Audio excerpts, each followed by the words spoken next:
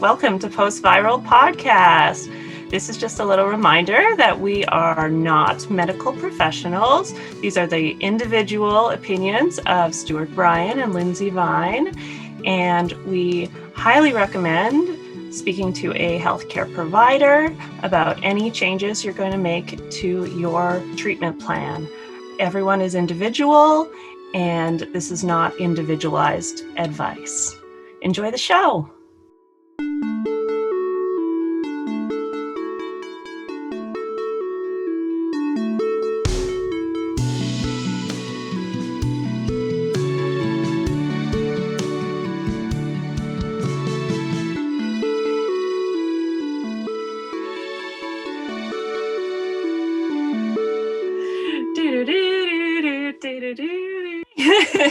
Hi, Stu. Hey, Lindsay. How are you doing? I'm pretty good. How are you doing? Yeah, I'm good too. I am adjusting to the change in the daytime light or lack thereof in the UK right now. God. Yeah, it's terrible, hey? I used actually my sad lamp for the first time this morning. I get you. Blasted some light into my eyes. Yeah, it's been an interesting month though for both of us, hey? It's that 2 steps forward, 1 step back thing. Last time we were both having a little bit of a snag, and then this month I feel like we both made a little bit of progress. Yeah, I was even thinking today, woke up quite foggy and a bit in pain, but then I was still talking to my family and having a conversation in the morning, which I think 6 months back, if I was on a low day, I would just be hidden away in my room, leave me alone. So yeah, definitely step forwards. Oh, totally. And I get your daily updates, and I've been amazed at how much you've been doing. Oh, Going to London and seeing your friends is so impressive. Oh, thanks. And you with your 10,000 steps, first time in 5 years. Yeah, I was just going to say, 5.5 years. The few times I've gotten a lot better and then crashed, I got to 8 or 7 or 8,000, but yeah, I made it to 10,000 the other day. That was really exciting. It doesn't feel like, at least when I hear your updates, that it was I'm just going to overdo it on that one day and pay the price. You seem to have built up sustainably. So yeah, I've gotten pretty good about, we'll talk next episode about baselines and pacing up slowly. So yeah, it's definitely not a case where I just had a crazy day and went 10,000. It was I've been working up about, not always consistently, but about 1,000 steps a month since January, when I could only get around the block. So that is amazing. Whereas I'm definitely more on the shoot for the stars, gung ho every so often, like my week in London last week. And it's kind of very pertinent we're talking about rest and sleep today, because last week I think I averaged 3.5 hours sleep a night from really overdoing it and really pushing it hard. And yet I'm still here. So my body is obviously seemed to suffer as much as I would expect. So it's pretty amazing. No, thank you. But yeah, I was going to laugh about the fact that we're talking about rest and sleep. I think I'm pretty good at rest, but it's a bit of a lull to feel like any kind of expert on sleep. Honestly, I haven't. In the last 6 years, I haven't slept through the night once. Not once. Wow. Not once fully, but I've gotten a lot better at how long I'm awake in the middle of the night. It's not very long if I do the right things, which we'll talk about. Oh, but yeah, it's a struggle. Our brains are pretty wired. Yeah.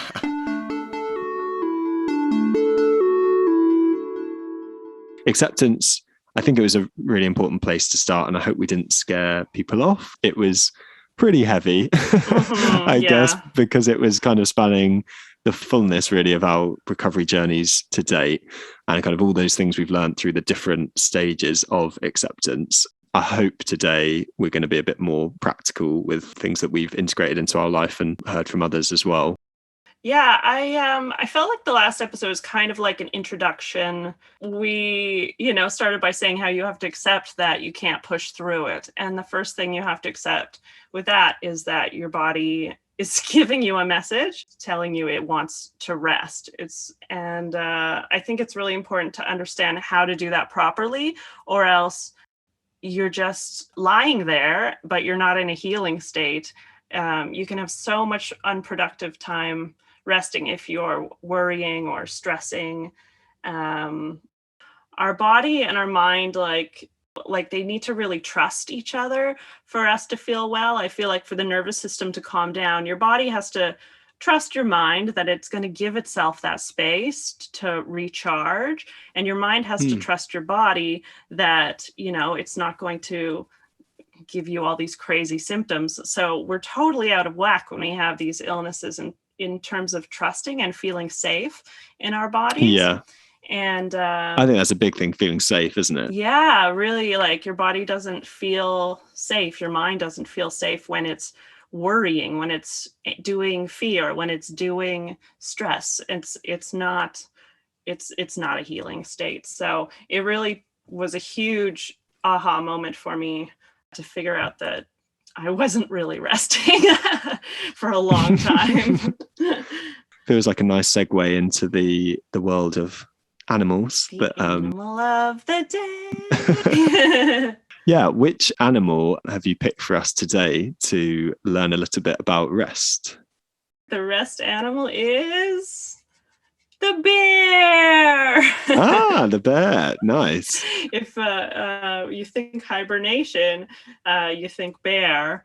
And if you think real rest, you think about hibernation sometimes. There have been some interesting CFS studies about comparing what's happening in our cells to animals hibernating.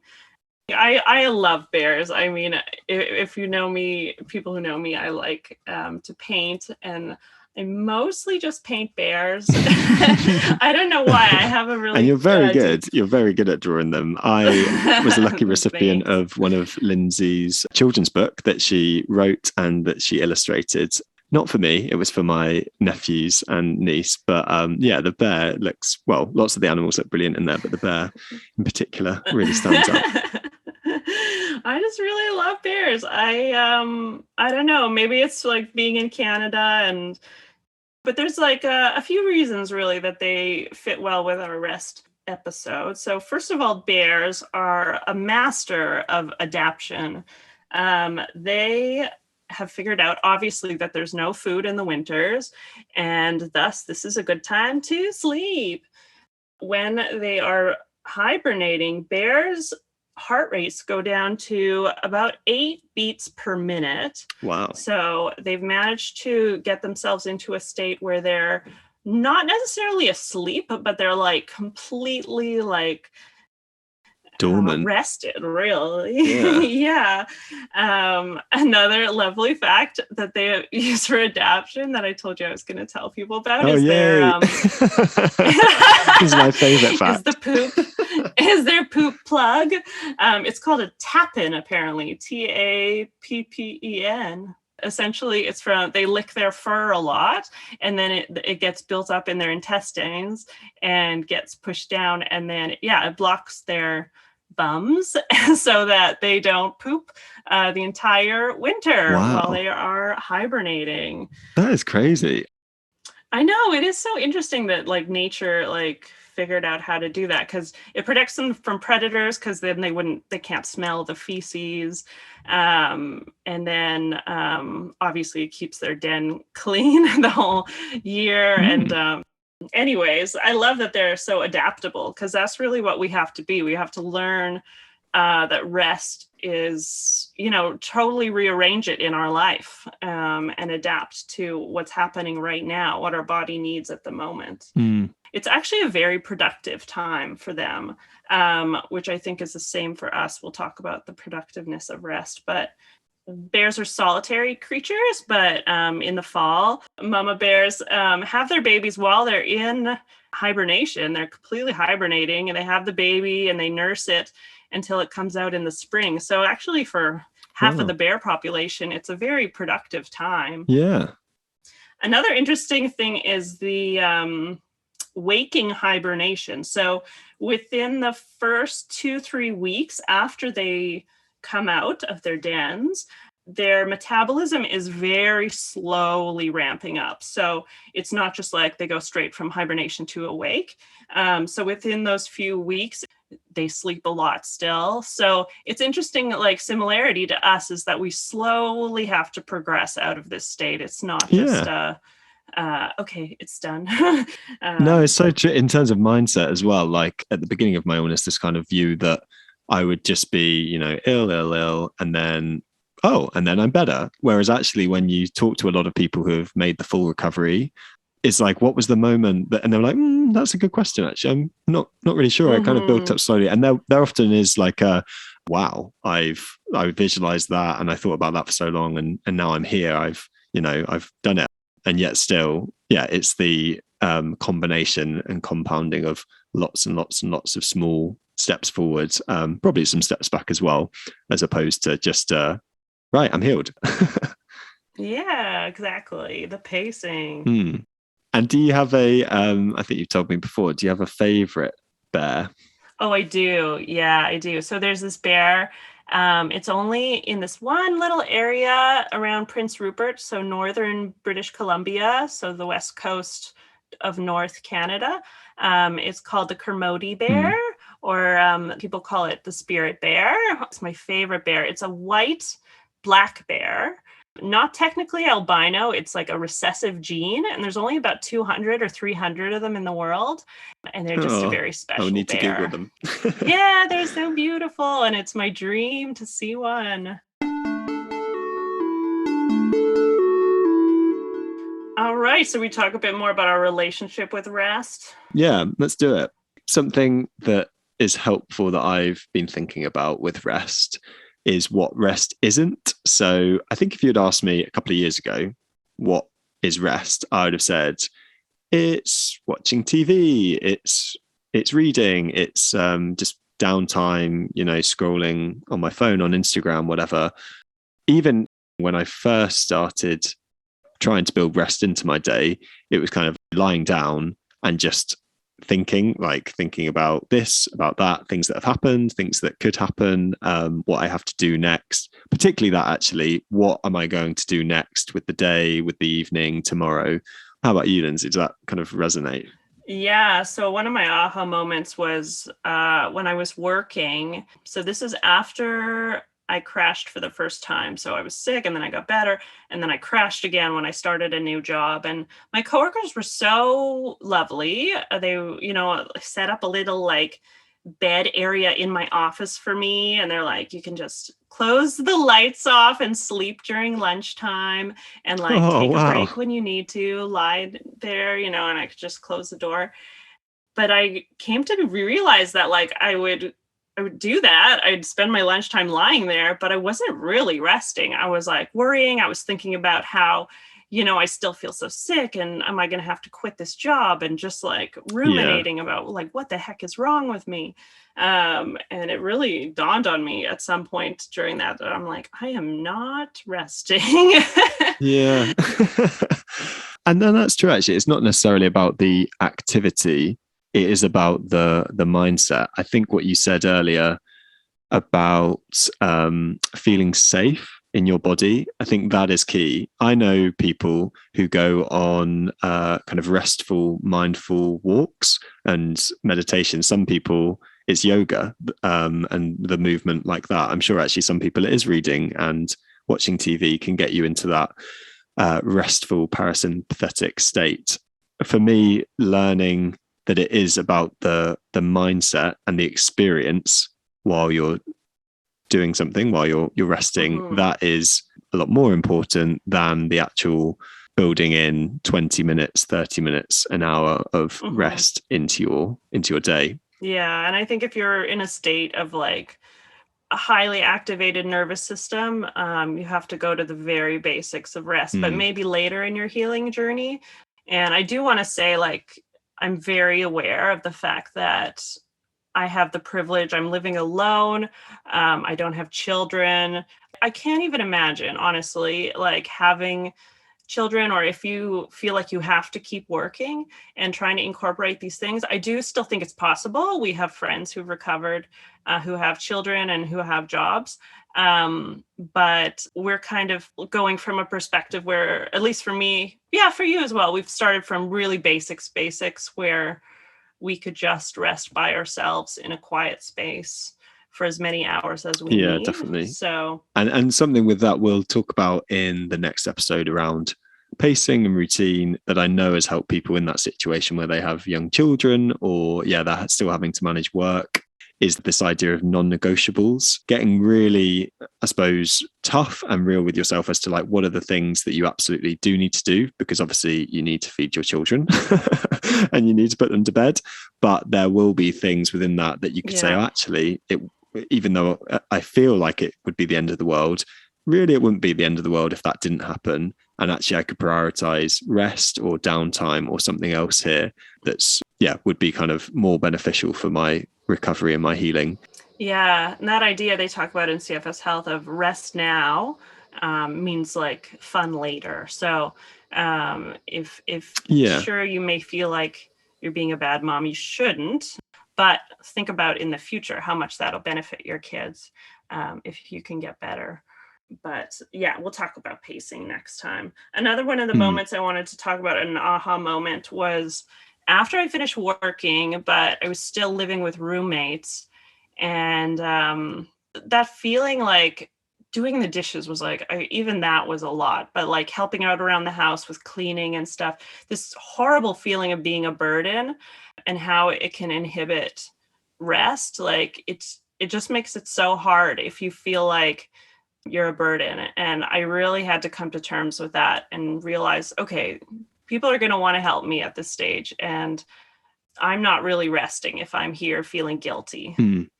Oh, yeah. The spoon theory, I think, is brilliant for this, saying that we have, let's say, 20 spoons worth of energy a day.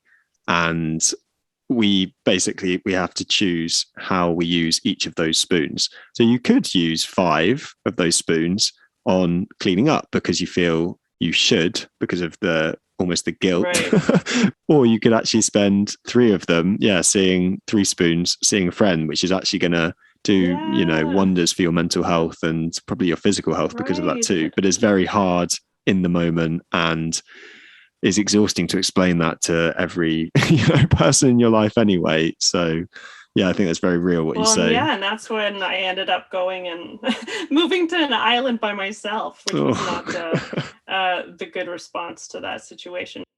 I think for me, a big one was eating. So I've learned throughout having this illness, we have 2 main states in our nervous system. The sympathetic state, where is kind of you're active, your mind's going, you're doing things. And then we have the parasympathetic, the rest and digest state, which actually we should be spending the majority of our time in, where we're not worrying, where our brain is kind of calm, present, and our body can heal and digest. And actually, for me, eating, we can talk about nutrition and my gut health. And I'm sure a lot of people that will resonate with issues with digestion and your gut. Yeah, but it's huge. I would just used to scoff. I would try and make food as quickly as possible and then eat it, honestly, inhale my food while I was still doing emails, while I was checking my phone, sometimes like on the move, which is just terrible. I mean, even growing up with 3 siblings, we would race to see who could finish first. And it would be like, yes, I beat my sister. Aren't I great? And then in later life with one of my flatmates, Will, we would almost like compete to see who could eat. I say eat, I mean scoff quicker, which is something I've been on a journey with and learning about, is just trying to be mindful while eating, trying to chew each mouthful 20 times, because that's hugely helpful for your digestion. But it also just brings you back into the present moment. I'm not thinking about the next thing to do. I'm actually just concentrating on enjoying my food, helping my body calm, feel safe, and be able to digest properly, which I know has had a really positive impact on my digestion, my health, and just kind of overall like enjoyment of life. Yeah, I bet. Yeah, I could still work on that one for sure.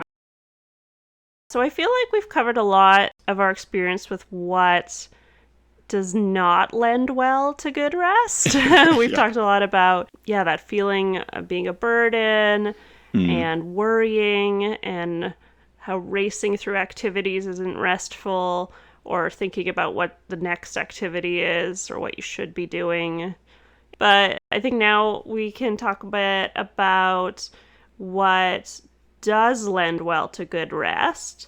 Sure. Talk a bit about mindfulness and a little bit later on about meditation. So really though, mindfulness, just to kind of define it, it's a Buddhist concept that really just means being in a state of awareness of what's going on in your body, of awareness of what's going on in your mind, of your feelings, of your thoughts particularly. And mindfulness, you can be mindful while you're doing any activity. It's a state of mind. Being present is really another word for it. What are you seeing? What are you hearing? What are you feeling? These are things that just really go along so well with actual real rest that leads to healing.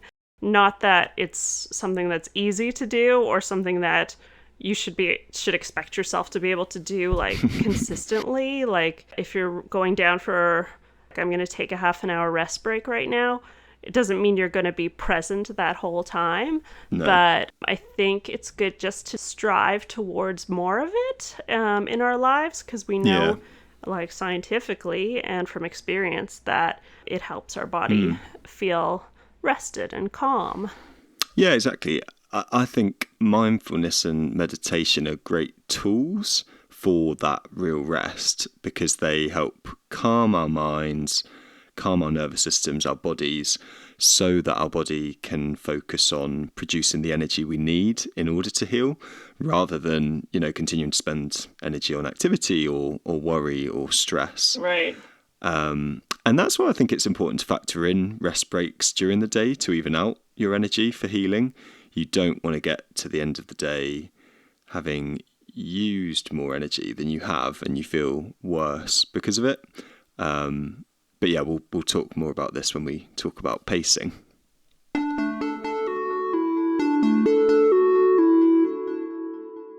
With my healing journey, I forced myself to kind of have, to begin with, it was 20-minute breaks 3 times a day. And that's built up over time to being 30, 40 minutes. And to begin with, it felt like a chore. It felt like something I was supposed to do to heal. But over time, through kind of mindfulness practice or meditation, learn to be more present. So focusing on my breath, focusing on the thoughts in terms of like, oh, there's a passing thought, come back to the moment. All the things you learn through meditation and mindfulness. And I definitely had the like imposter syndrome thoughts of, I'm doing this wrong. Why can't I meditate? Why can't I be present? All these things. But I saw that it slowly started to filter over into the other parts of my life, where in conversations, actually, I was a lot more present, going out on walks, or actually just taking the time to be able to go and sit outside and not do anything, but just be outside. And even in the pain that comes with this illness, actually in those times, being able to be present rather than let my anxious thoughts spiral away left, right, center, actually just be present to come back to the moment, focus on breath or, whatever it is in front of me. Whereas I definitely live my life just like, what's the next thing? What's the next thing? What's the next thing all the time? If it was like a to-do list, a work task, even social things, like what's the next fun thing? I'm really I think it was only on holidays where I'd actually be present to an extent, still probably thinking about posting things on social media or, what's the event we're doing in the evening or something. But through learning to rest and learning to be present, that's had a hugely transformative impact on like my whole life. Yeah, I totally had that too, where it used to feel like a chore and frustrating. And now I love those. For me, I do about like an hour around 11 a.m. to 12, and then another hour, maybe between 3 and 4, where I'm in bed, even though actually it's better to stay out of your bed. But for those 2 hours specifically, those are my lay down, body scan, heated blanket, make myself as cozy and as in my hibernation bed. Just feel like I really have learned to like really look forward to those times and enjoy it and totally release. And that took a long time to get there, to really prioritize that cozy feeling if you really want to be in a healing state. Nice. Yeah, I find after lunch, I'm really good at that, as my body, I guess, is digesting lunch. the like dozy feeling after you've eaten a big meal. I find it a bit harder in the mornings. I think probably because I suppose your body's ramping up for the day, your adrenal system. But in a way, it's almost more beneficial to calm myself and try and be present and rest in that time, to then have that spill over into the day, as opposed to just rush through rest, get on with the day, and actually I'm then in a heightened frenzy for the rest of the day. I mean, you and I have a bit different schedules. Different people function in different ways. So I wouldn't say there's one way to do it in terms of rest. It's really what you find works best for you. Yeah, that's been a big learning for me as well, I think. I almost forced myself to listen to certain meditations and to have, the set routine. And I think I heard someone else say they did 3 times a day of however long. So I was like, well, I have to do that in order to heal. I don't think it's about that. It's about, as you say, you work out what works for your body. And then, you'll, I suppose, start to feel into the groove of and then as you get better, it like. can change a little bit for sure too. Like it doesn't have to, you're not going to have to take 2-hour-long rest breaks for the rest of your life, hopefully. No, exactly. Yeah. Although that's an interesting thing as well. Gemma Hanley, the coach on CFS Health, she would say is that one of the biggest learnings for her as she reintegrated into kind of usual life and recovered is that whenever she was upping her activity, she might find that she was overdoing it, and she'd think, why, I feel ready to do this, what's going on? And then she'd realize, oh, I haven't upped my rest to compensate for the increase in activity. So if she was increasing hours at work or exercise or movement, and that actually every time what she would do is that she would build the activity up and then build in more rest to compensate just initially for a week, 2 weeks, 3 weeks, and then find she could slowly bring down the rest and then, build up again. That's something that stuck with me that I found helpful, actually. Progress with chronic fatigue is, progress is never linear. It's 2 steps forwards, it's however many steps back. But that's quite a helpful, almost mantra, I think, to have alongside when you're looking at making progress or building up. Think about rest. Yeah, and whenever we're talking about meditation as a strategy towards rest, what we're talking about is focusing your mind on one thing. The most basic, well-known one is concentrating on your breath and paying attention to your breathing in and breathing out, paying attention to your posture and your breath and your surroundings. Yeah. Doesn't have to be something scary. I know it really can be intimidating because the first thing your mind goes to is, oh, I need to clear my mind of thoughts, which it can be extremely difficult. Yeah. But really, it's just not about perfection. It's about like a practice, and you should never really feel like you need to be perfect right away. Yeah, I think that's the heart of meditation, being brought into the present and welcoming whatever comes up or that you notice with that kindness and accepting it. Acceptance, we talked about that last time. Yeah, for There's sure. a nice poem by Dorothy Hunt which says, "Peace is this moment without judgment," which I always think is quite a good metaphor for what meditation is.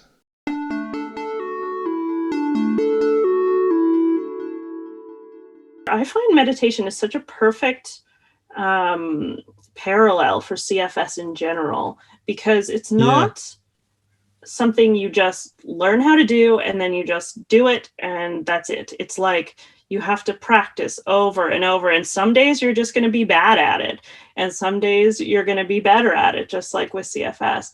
And but over time you very slowly see the increased, like, your abilities become more and more visible. And also it's just like so hard not to have negative self-talk and be like, oh, I'm doing it wrong. But you learn with meditation that it just doesn't help. There's no reason. Just be like, oops, I was thinking, and come back to meditation state. So yeah, I think they parallel each other so well.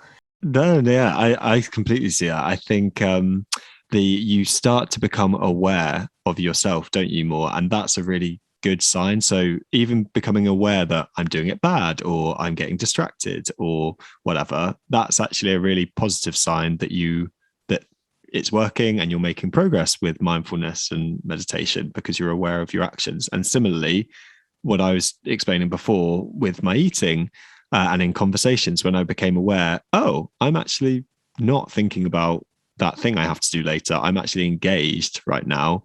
That's a really positive sign again that it's having a positive impact and that you are growing in it. Yeah. And it shows you too, like my last kind of aha was, and I mentioned it last episode too, when Gemma Hanley kind of really dug into us, the fact that our value and worth is not about what we do. Somehow that really helped me be able to rest. It was like I could take a deeper breath when I was like, oh, my value is the same, whether I'm lying here or whether I'm out volunteering and doing yoga and doing that and that. And meditation is the same way. You're actually, just by sitting there, you're actually doing something very valuable. You're helping yourself become a more open and clear-headed person. And it's the same with resting. So yeah, that was a big aha for me that took a lot of weight off my shoulders, I would say. I had a similar like, oh, rest is productive. Like this is actually a really good use of my time right now to be lying down, listening to a meditation or just sitting in silence in quiet. Because I think there's partly the old you and the inner critic or whatever you want to call it in your head saying like, you should be doing this, this, this. But there's also the fear that of other people's voices and opinions. I know I definitely, I completely understand why you chose to kind of isolate yourself off and go to an island and live by yourself because, well, whenever you take yourself off, when I'm having family around or with friends, and I'm like, I'm just going to go and have a lie down now for 30 minutes, that's hard. Like, particularly the first few times. I think now I feel completely comfortable doing it with whoever, but to begin with, it does feel hard to say, I actually am going to prioritize resting now to spending more time with you. Yeah, it's such a weird feeling at the start, hey? But then, like, now yeah. I do it no problem. My friends get it. And and it is hugely valuable and hugely productive. It means that we'll be, a lot healthier and more present and fun to be with because we've rested, as opposed to just pushing through on one day and then feeling awful for the next however many days. Yeah, and it helps you feel like you can trust yourself. Like it helps your mind be like, oh, okay, I can trust myself. I had this feeling like it's time to take a rest, and I did it. And in the end, like it might be hard at the start, but I think it's giving me more confidence about boundaries and who I am.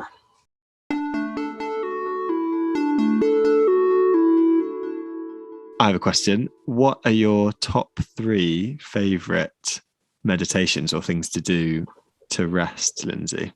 So what I like to do, as I said, especially if you're living somewhere cold, my electric blanket has been so lovely. You love it. Yeah, I really, really love it. I don't know if it's because of the electricity that's running through it, combined with me body scanning, which is just being aware of your body parts. Like if you think about your hands, you can feel a little tingly feeling in your hands. You do that throughout your whole body. That's what a body scan is, like from head to toe. Yeah. Which is Jen Piercy does a really nice, I think you put me onto her actually on Insight Timer, the app, which is free. She does some yoga nidra body scans, which her voice is just so lovely and relaxing. Yeah, it's like a large part of my day. The other one I would recommend is the Plum Village app, so Plum, and under deep relaxations on that app, there's a whole bunch of body scans. So I guess those are 2. The other thing I do, because I am very aware, having been bedbound, like not for long periods, but a lot of my last 6 years have been spent in bed. I am aware of how boring it can get. And I know boredom is an issue for some people. So some of the things that I do, obviously different people have different interests, but I like dogs. And I like to list how many dog breeds I can think of. Sometimes I go alphabetically, but sometimes I can get up to usually about 100 dog breeds. But that's a nice activity. So obviously pick something you're interested in. Sometimes I list all the things I love about my friends. That's a nice one to list. Gratitude in general, especially when you're stuck in a bad headspace. I'm not so much talking about positive psychology, your way out of it, but when you're really like spinning, and sometimes it really is helpful to think about all the things you're grateful for. And then also a visualization, which the trick with visualization is to think about all your senses. So if you're visualizing yourself in the future, say you're doing a hike, you want to think about what you're smelling, what colors are you seeing, what are you feeling? Like, can you feel the tree bark, or can you feel the rocks under your feet? Who's there with you? Like, what are they saying? So it's really kind of a imagination game. And the more you practice it, the better you get at it. So those are some of my biggest tips. Oh, they're great. They're really diverse. What about you?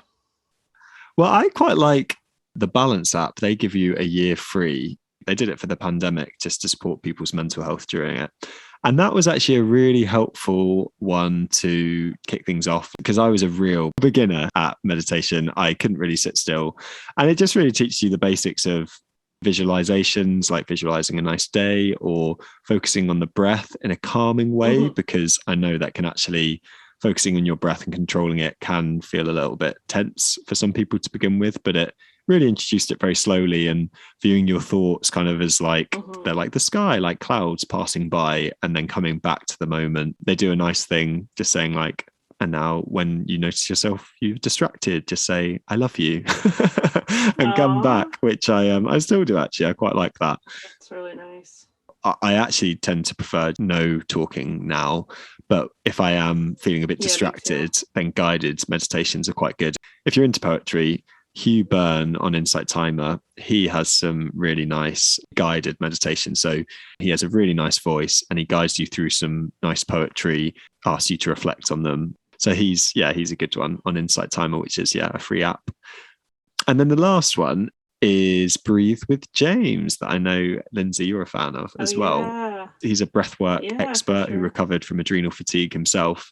And he does Instagram lives and has his own online studio of breathwork sessions where he has brilliant music that kind of guides you through the session, builds up to crescendo and then like falls down, and you're just breathing in through your nose or through your mouth and then out, just kind of different tempos of the songs. It can be quite intense. A lot of my healthy friends actually do it and they feel very tingly during it too. They quite like it. But it's worth giving it a go to see if it resonates with you, because I completely get what you mean about finding like resting 3 times a day can get very dry. So Breathe with James's stuff. It's always quite engaging, I find.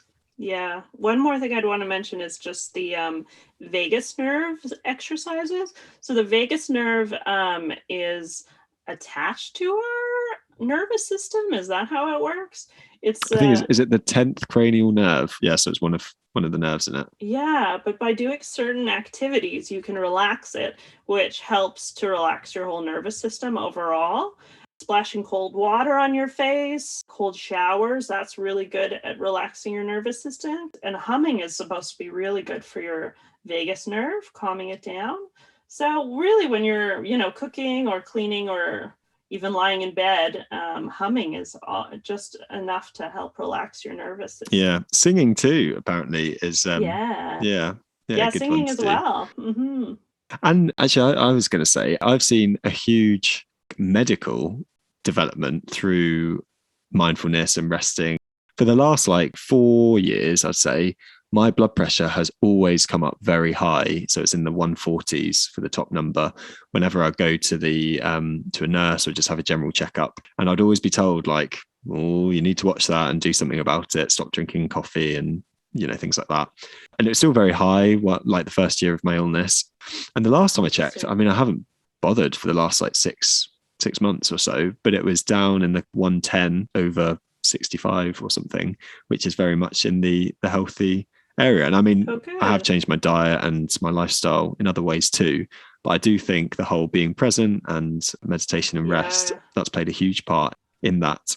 Yeah, for anybody who wants to just learn about mindfulness in general, if you haven't heard of it, Eckhart Tolle's book, or Eckhart Tolle, his book, The Power of Now, very powerful books about showing just the importance of being present. Didn't he give up his medical career to sit on a bench for like 2 years and just be I present? think so. I think it was here in Vancouver too. Wow. I always hope I'm going to run into him. It would be so cool. Just in a park bench. Yeah. But yeah, should we talk about sleep? Well, I was just thinking we've covered a lot there and I'm getting quite foggy. Yeah. So maybe it's worth taking a break before we do and dive into sleep next time. Yeah, that's no problem. I think it's probably best that we just prioritize rest, and we can just pick up where we left off and talk about sleep in the next episode. Cool. Yeah, sounds good. Okay, well, yeah, thanks so much for listening, everyone, and we will see you next time. Bye.